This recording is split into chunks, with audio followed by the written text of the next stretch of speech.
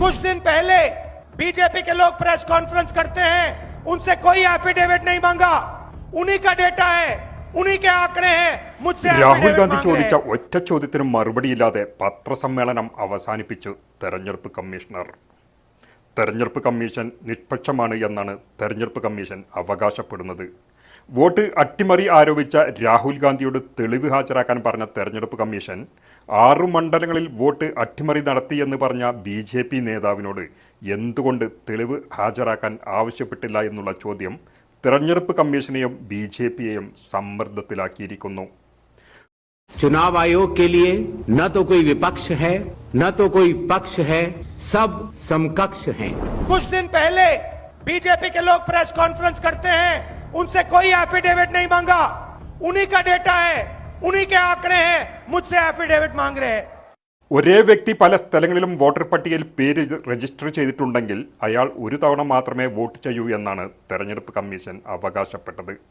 തെരഞ്ഞെടുപ്പ് കമ്മീഷനോട് ഇപ്പോൾ നമ്മുടെ നേരിട്ടുള്ള ചോദ്യം ഇതാണ്: കോടതിയിൽ സത്യവാങ്മൂലത്തിൽ ഈ വാദം എഴുതി നൽകാൻ തെരഞ്ഞെടുപ്പ് കമ്മീഷണർ തയ്യാറാണോ എന്ന് കോൺഗ്രസ് നേതാവ് പവൻ കേര കമ്മീഷനെ വെല്ലുവിളിച്ചു. आज मालूम पड़ा देश को कि देश के मुख्य चुनाव आयुक्त का नाम ज्ञानेश कुमार गुप्ता है. वो सामने आए. अब तक तो लोग सोच रहे थे कोई सोर्स नाम का आदमी है, कुछ लोग सोचते थे कि संबित पात्रा या कोई अनुराग ठाकुर हैं चुनाव आयुक्त. आज मालूम पड़ा कि नहीं, ज्ञानेश कुमार गुप्ता इस देश के मुख्य चुनाव आयुक्त हैं.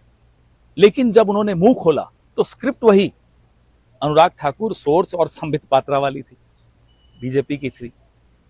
श्री राहुल गांधी नेता प्रतिपक्ष हैं, उन्होंने प्रेस वार्ता की, तमाम पॉइंट्स आपके सामने रखे, जो सबूत, जो कागज आपको मुहैया कराए वो आप ही से मिले. हमें 6 महीने की मशक्कत करनी पड़ी. उसका आपने एक भी महादेवपुरा असेंबली की एक भी सवाल का आपने जवाब नहीं दिया. SIR पे हमने कई सवाल पूछे, कई शंकाएं जाहिर की, यहां तक कि सर्वोच्च न्यायालय को हस्तक्षेप करना पड़ा दुरुस्त करने के लिए. आप वहां भी लड़ते रहे, ये नहीं करूंगा, लेकिन करना पड़ा. कुछ लोगों को आपने मरा हुआ घोषित कर दिया, वो राहुल जी के साथ चाय पी रहे हैं, तब भी आपको शर्म नहीं आई. हमने सोचा प्रेस वार्ता में आप कहीं माफी मांग लेंगे, वह भी आपने नहीं मांगी. आप कहते हैं कि अगर CCTV फुटेज जारी कर दे तो मां बहनों की इज्जत खराब होती है. किस तरह की बहस, किस तरह की आर्गुमेंट दे रहे हैं. CCTV फुटेज डिलीट करने से चुनाव आयुक्त की, चुनाव आयोग की, लोकतंत्र की, चुनाव की इज्जत खराब कर रहे हैं आप. और CCTV फुटेज अगर निजता भंग करती है, प्रिवेसी भंग करती है, तो बनाते ही क्यों हो. 45 दिन तक नहीं करती, 46वें दिन से निजता भंग हो जाती. आप कहते हैं आप पक्ष विपक्ष को बराबर मानते हैं. अनुराग ठाकुर को नोटिस कब दे रहे हैं? राहुल जी की तो प्रेस वार्ता के बीच में आपने नोटिस दे दिया. अनुराग ठाकुर को तो अभी तक 3 दिन हो गए, नहीं मिला. आप बीजेपी के एजेंट बनने की अब आपकी उम्र नहीं है. आप एक आला अधिकारी रहे. हो सकता है आपको ये लालच होगा कि रिटायरमेंट के बाद फिर कुछ और मिल जाएगा, गवर्नर बन जाएंगे, तब तक ये सरकार चलने नहीं वाली. तो इस उम्मीद में आप मत रहिए. लेकिन एक और चीज समझ लीजिए कि आपके अंडर भी काफी लाखों कर्मचारी हैं, उनका भविष्य आप बर्बाद कर रहे हैं. इंक्वायरियां जब होंगी तो ये सब फंसेंगे. और जो भी नई सरकार आएगी, जो जल्दी आएगी, आप कितने ही चुनाव चोरी कर लीजिए, नई सरकार आएगी और जल्दी आएगी, फिर ये इन अधिकारियों का, इन कर्मचारियों का क्या होगा.